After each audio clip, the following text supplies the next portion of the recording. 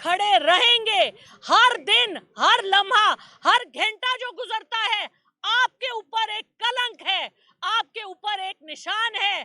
क्या उन 3 लोगों के नाम क्यों नहीं आ सकते FIR में?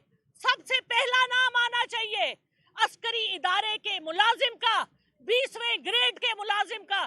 क्यों नहीं लेते जनरल फैसल का नाम? क्यों नहीं लेते? हमारे टैक्स पेयर के पैसे से इनके इदारे चलते हैं। पाकिस्तान के गरीब अवाम दूध तेल पे टैक्स देते हैं, उनसे इनकी तनख्वाहें जाती हैं।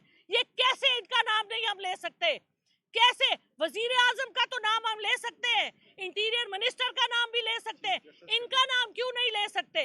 तो चीफ जस्टिस साहब उमर अता बिन दयाल साहब इंतहाई अदब और एहतराम के साथ हम सारे पाकिस्तान के इदारों का एहतराम करते हैं, उनकी इज्जत करते हैं, अफसरों की भी इज्जत करते हैं, लेकिन आप भी इज्जत करवाएं। आप हमारे दिलों में अपनी जगह बनाएं। अवाम भूलेगी नहीं, अवाम के नुमाइंदों की जिस तरह से यहाँ पर जलीलो ख्वार किया जा रहा है, हम खड़े रहेंगे।